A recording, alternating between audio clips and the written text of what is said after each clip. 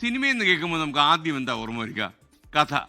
അതെ, ആഴത്തിൽ പ്രേക്ഷകരിലേക്ക് എത്തുന്നത് സിനിമാ തിയേറ്ററുകൾ തന്നെയാണ്. തിയേറ്ററുകൾ കണ്ടതുപോലെ സിനിമകളുടെ വിജയപരാജയങ്ങൾ നേരിട്ട് കണ്ട ഒരു സ്ഥലമേറെയില്ല. ചലച്ചിത്രമേള സുഗമമായി നടക്കുന്നതും ഈ തിയേറ്ററുകളുടെ സഹായത്തോടെയാണ്. സിനിമയോളം പഴക്കമുള്ള സിനിമാ കൊട്ടകകളുടെ ഹബ്ബായ തിരുവനന്തപുരം നഗരത്തിന്റെ വിശേഷത്തിലേക്ക് പോവുകയാണ്. സിനിമാ കൊട്ടകകൾ കൊണ്ട് സമ്പന്നമായ തലസ്ഥാനം. പിന്നീടവ നഗരത്തിന്റെ അടയാളമായി മാറി. ഈ ടാഗോർ മുതൽ അങ്ങോട്ട് നഗരപരിധിയിൽ തന്നെ എത്രയെത്ര തിയേറ്ററുകൾ എന്നറിയുമോ?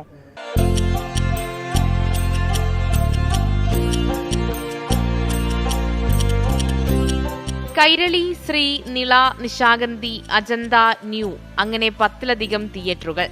രാജ്യാന്തര പ്രമേയങ്ങൾ ചലച്ചിത്രമേളയിലൂടെ ഈ കൊട്ടകകളിലേക്ക് എത്തുന്നു. ആസ്വാദകർ നഗരം ചുറ്റി സിനിമ കാണുന്നു.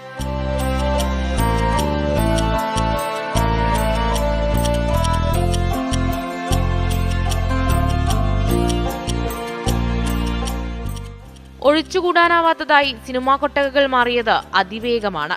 കാലമിത്ര കഴിഞ്ഞിട്ടും തിയേറ്ററുകളിലെ കൂടിച്ചേരലുകൾക്ക് കുറവ് വന്നിട്ടേയില്ല. സിനിമയോളം തന്നെ ചരിത്രമുള്ള നമ്മുടെ സിനിമാ കൊട്ടകകൾ എന്നും നിത്യഹരിതം.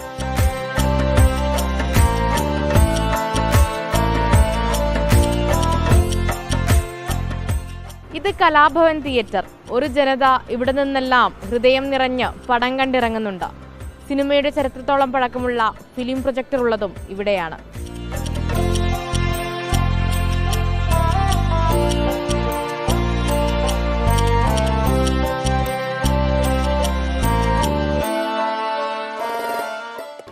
മുന്നേ ഡിജിറ്റലിലേക്ക് മാറി തുടങ്ങി.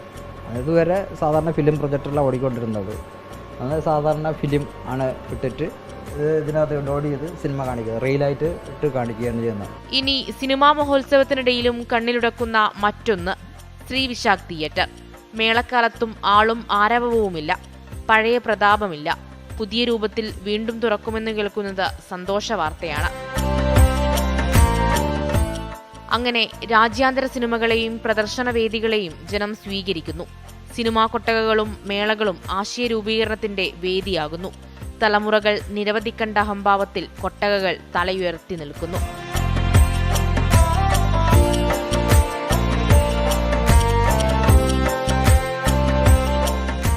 പലവിധ വികാരങ്ങൾ അറിയുന്ന സിനിമാ കൊട്ടകകൾ.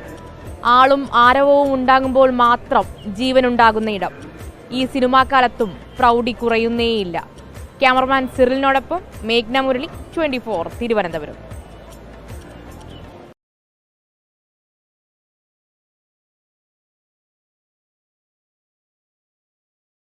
ലോകത്തെവിടെയായാലും ഏത് സമയത്തും 24 വാർത്തകളും ഓഗ്മെന്റഡ് റിയാലിറ്റി പാക്കേജുകളും എക്സ്പ്ലെയിനറുകളും വിശദമായി കാണാൻ ഞങ്ങളുടെ യൂട്യൂബ് ചാനൽ നിങ്ങൾക്ക് സബ്സ്ക്രൈബ് ചെയ്യാം.